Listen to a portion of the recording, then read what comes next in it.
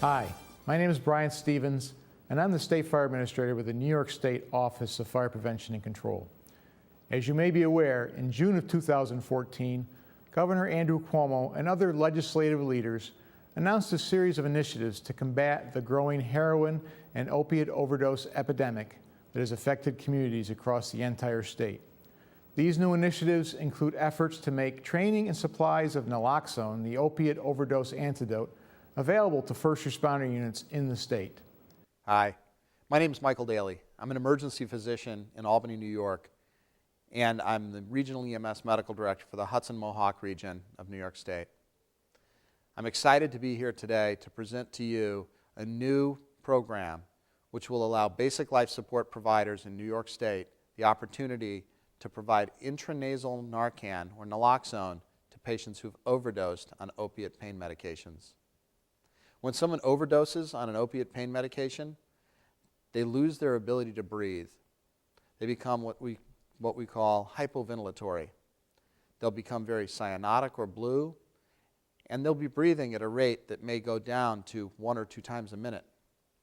If this is recognized by an EMS provider and Narcan is given, the effects of the drug will be reversed and the patient will start breathing again on their own. As first responders, fire departments have an important role to play in responding to opiate overdoses. While many fire departments are registered emergency medical service providers, and many firefighters are emergency medical technicians, paramedics, or certified first responders, some are not. This video and the associated training materials may be used to prepare any firefighter, regardless of their emergency medical training level, to play a role in reversing overdose. So, whatever your designation, if you are the first to arrive at the scene of a suspected overdose and you have been prepared to follow the protocol described in this video, you will be able to take the appropriate steps to administer intranasal naloxone when it may help save a life. The bottom line is that opioid drugs can make people stop breathing. Naloxone is a safe medication, and giving intranasal medications is easy. Basic EMTs in New York State can save lives with intranasal naloxone. Some of the background of this really has to do with the abuse of opioid drugs despite public health efforts. The most immediate medical complication is respiratory depression. The respiratory depression leads to brain injury from hypoxia and often leads to death. Naloxone is well recognized as being a safe and effective opioid antagonist or reversal agent for opioid drugs. What are opioids? These are medications or drugs that come from or are similar to opium. Some are synthetic, some are organic or made from the opium poppy originally, and there are hundreds of different types. Some of these opioid medications, heroin, morphine, fentanyl, which is also known as Duragesic if it's in a patch form, or Sublimase if it's an injectable form, hydromorphone or dilaudid, Demerol, codeine, methadone, hydrocodone, which also comes in other formulations like Lortab and Vicodin, oxycodone that comes in other formulations like Percocet and Percodan, and OxyContin. There are hundreds of other opioid medications. What puts people at risk for overdose? Mixing drugs leads to potential overdose because each drug contributes an effect that's greater when it's mixed with others. Variation in strength and content of street drugs. For users who purchase their medications on the street, these may not be regulated medications, like heroin, where there's no control for how strong it is. Tolerance changes. If somebody goes into a period of abstinence where they don't use medications, or if they're incarcerated or in a drug treatment program, In both cases, they may be leaving the drugs behind for a while and then going back to using them again. This can lead to overdose because they don't expect that they have a lower tolerance for the medication. If people use drugs alone, it increases the chance that they will overdose. And if someone's physical health is deteriorating, either because of weight loss or decreased liver function, they may be less likely to tolerate the same amount of drug that they've used in the past. What follows is a dramatization of a basic life support squad and their first response partners arriving at the scene of an opiate overdose.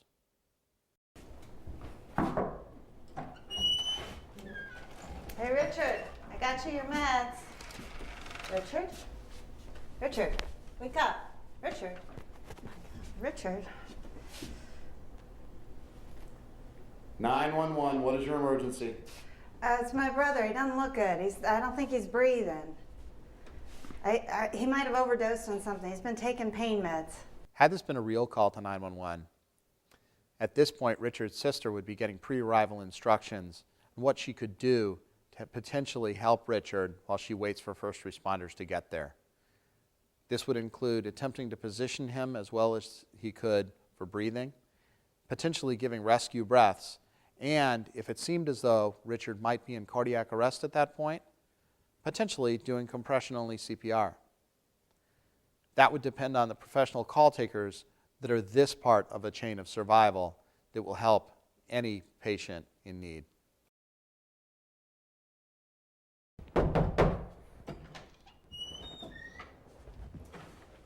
Hi, we're with the fire department. Can you tell me what happened? I think he overdosed. He's not breathing. I don't know how long he's been like this. He's been Sir? taking pain Our first meds. response fire department has found Richard to be sitting in the chair and not breathing. They're collecting as much information as they can about what happened to lead him into this condition, and they're going to move him to the floor so they can begin to manage his airway appropriately. Hey guys, what's going on? My brother, he hasn't been breathing. He's been taking these pain pills. Oh. I don't know what's happening. He's Okay. been taking them for a little while. He's got bad back pain. Alright, pupils. He's got pinpoint pupils. He's been taking hydrocodone. Can we get the Narcan bag? Narcan? So how long has he been taking these?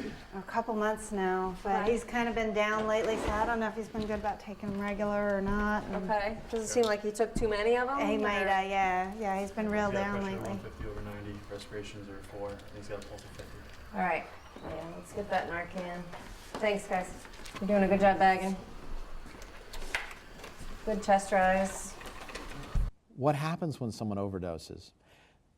Their mental status decreases, their respiratory rate decreases, they may have some seizures from hypoxia. As the brain gets less oxygen, it may cause seizure activity. Ultimately, they will lose respiratory drive and may go into respiratory arrest. And after a respiratory arrest, they may just have a cardiac arrest. It's bad to overdose on opioid medications because of the hypoventilation that I've already talked about. This can also cause hypoxia and hypercarbia as carbon dioxide builds up in the blood and blood oxygen levels decrease. As people begin to become more hypoxic, they may aspirate. As they're breathing less, they may vomit, and that may go into their lungs. The hypoxia will ultimately lead to brain damage and death. Why is it better to get naloxone than not? Bag valve mask ventilation with supplemental oxygen is well tolerated and well trained for our BLS providers. But even though we're well trained in doing this, it still includes the risk of aspiration for the person who's being bagged. If we reduce the duration of the hypoventilation and we give a medication to reverse that hypoventilatory effect, and we get the person to breathe for themselves, there is a better chance for them to have a good outcome. The EMS providers who have arrived recognize that this is an opiate overdose. They're asking for the rescue kit. The rescue kit itself will now be assembled and then will be administered to Richard to help him start breathing again. In this case, if the firefighters who arrived on the scene first were trained to administer naloxone, they would have been in the position to administer the drug sooner. which could have resulted in earlier intervention to reverse the overdose. In many cases, the earlier the naloxone is administered, the better the outcome. Is it gonna be okay? Still has a good pulse. Does he have any past medical history that I need to know about, or Just his back last couple Just back months. pain? Yeah, yeah. Just from an injury, or? yeah, he threw it out working, and then lately he's been real down. So Okay, we're just gonna give him some medicine to perk him up a little bit. yeah, see if he Okay, half in one nostril, and half the Narcan in the other side. Why give naloxone intranasally? Well, everybody has a nose. The nose is a quick, convenient point of access. Mucosal atomizer device that's going to be used to administer this medication is extremely easy to assemble, and the administration takes seconds. It's safe, which is extremely important to everybody at the Department of Health. It's going to avoid the risk of contaminated needle sticks from our injecting the patient. IV access is often very difficult to obtain in opioid users. This is also an extremely effective way of administering medications, and you end up with similar blood levels and effect to drugs that are given either intramuscularly or intravenously. Keep bagging him until we see some change. You can take that. Does he have any other history of medical problems? No, not that I know of. Nothing? Okay. Does he take any other medication besides this? Nope, just that. Just Because I saw some other pill bottles over there. yeah, I think that's the only thing he's taking Okay. right now. Okay. All right. Okay, good. What's his name again? Richard. Richard. Hey, Richard. Richard. You okay? It's the ambulance. We're here to help you. You passed out a little bit. Can you hear me? That's it. Just take some nice deep breaths. We're going to put some oxygen on you to help you breathe a little bit, okay? It's just oxygen. Okay? Looks like you took a few too many pills. I'm killing me. Your back's been hurting? What you've just watched was a dramatization of what an overdose might look like from a call to 911. The Hoag's Corners Volunteer Fire Company and the Hoag's Corners EMS were nice enough to participate. If this were a real case of an opiate overdose, very similar events would have occurred. First responders would have arrived, identified that this had been an opiate overdose. They would have begun to take care of the patient's breathing as trained by the state of New York in their EMT program. Then the ambulance agency or first response agency that had the training, additional training in the use of intranasal Narcan, after they identified that this was an opiate overdose, would have administered the drug. The patient then would have recovered the ability to breathe.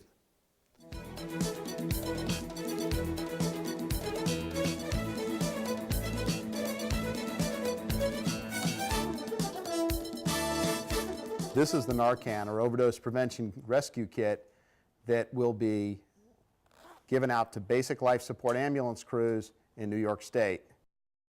It'll include a mucosal atomizer device, which opens like this and comes out and is kept clean in the plastic container. It also includes 2 milligrams and 2 milliliters of naloxone. You'll open it up, check the expiration date, which is on the end, and then open the package of naloxone. It's also known as Narcan. Take it out of the package, 2 components, the medicine and the delivery device. You'll take the purple or red cap off the Narcan or the naloxone. You'll take the yellow off the delivery device and screw it in. Then take the yellow cap off, take the mucosal atomizer device and attach it to the delivery device. Screws right in like that, keeping it clean in the packaging.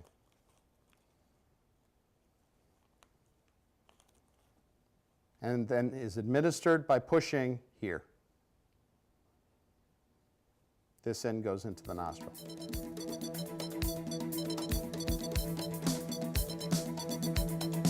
Side effects of Narcan administration can include nausea and vomiting. Can also include seizure if there's some other medications on board. In some cases, the patient may go into withdrawal if they're on a lot of medications as a chronic basis. Common side effects of the administration of naloxone include anger. Someone's just gotten high, and we've taken that high away by giving them naloxone. They don't know they weren't breathing, and that's why you gave them the drug. Other side effects include opioid withdrawal, which can include shakiness and diarrhea, diaphoresis or sweatiness, hypertension and tachycardia. The thing that's more of a concern for us is that it also may unmask other substances that person ingested. You may start with somebody who's almost unresponsive and very hypoventilatory, and when you reverse the opioid, you may see someone who's very intoxicated on alcohol or intoxicated by cocaine, methamphetamines, hallucinogenics, or other drugs that they've ingested along with the opioid. You've got to be prepared for somebody that may not be a calm, quiet, and easygoing patient. These patients may be very, very agitated. Importantly, though, none of these side effects is worse than a patient not breathing. Giving Narcan has the potential to get a patient who was not breathing to breathe again and save their life.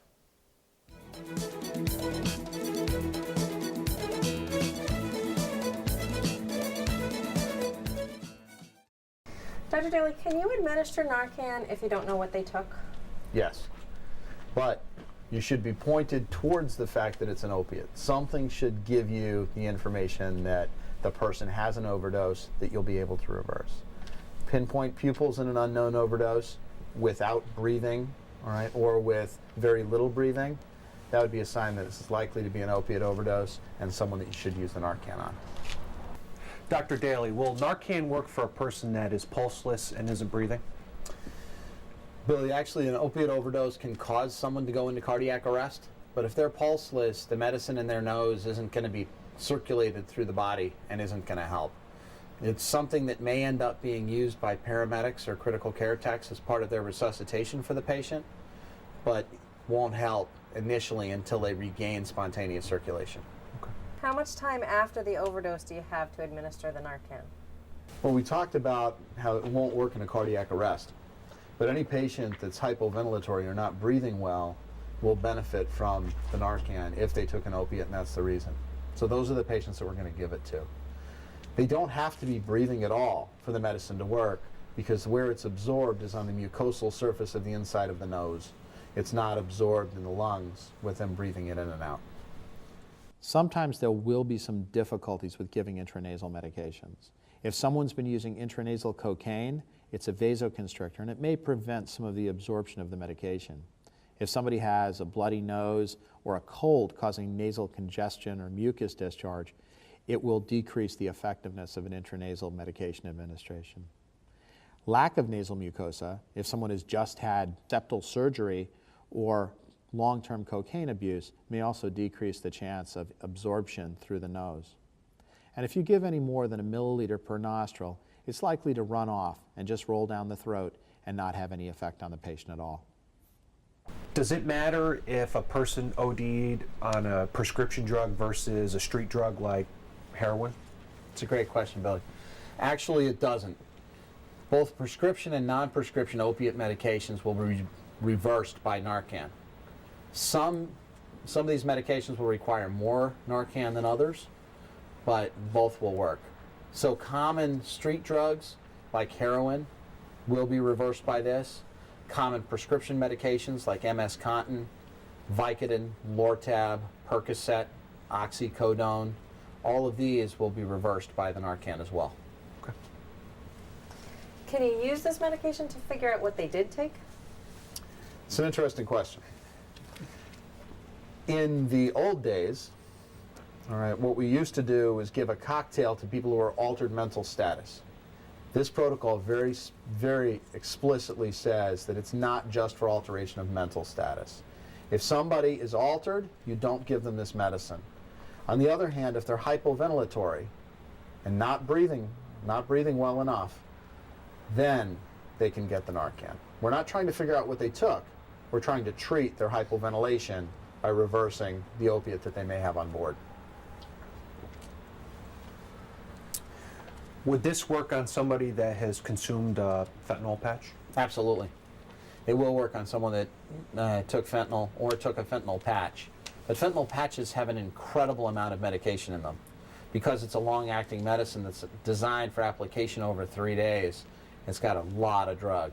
So if somebody consumes a fentanyl patch, they may have a little bit of a resolution of their symptoms with their initial dose of Narcan. They may need more. So it's definitely a patient, if you have the ability to get more Narcan to the scene, into the patient, or meet other crews who can give you more Narcan, that's definitely a patient that needs it. What if we give Narcan to somebody who doesn't need it? So someone is hypoventilatory but has not taken an opiate, Right. or someone who hasn't taken an opiate at all and it's a misapplication of the drug. If there isn't an opiate on board for that patient, there will be no effect whatsoever for the Narcan. The patients particularly to watch for, though, are the ones who you can wake up and you can stimulate to breathe without needing to give them medication, who are on chronic long-term opiates. In those patients, either patients with chronic pain from an orthopedic injury or chronic pain from cancer, for example, if you can stimulate them to breathe without giving them the Narcan, please do that, because the goal is to get them to breathe, not to give them the medicine. And if you reverse an opiate that somebody needs chronically, they'll wake up having a lot of pain because you've reversed the effects of the opiate that they were taking. The addition of Narcan or naloxone to the basic EMT program in New York State will give us an opportunity to save lives throughout New York State. Intranasal naloxone is a safe and effective way of taking care of opioid overdoses. Basic EMTs can learn and apply this skill easily. This program has a significant potential to save lives in New York State. So I urge firefighters and fire departments across New York State to participate in this life-saving program. I would also urge all first responders in the community to communicate and be aware of each other's capabilities. This will allow you to best coordinate your efforts for the benefit of your citizens. The administration of naloxone is a proven game changer in the battle against the effects of opioid use and overdose. You are the ones that will make the difference.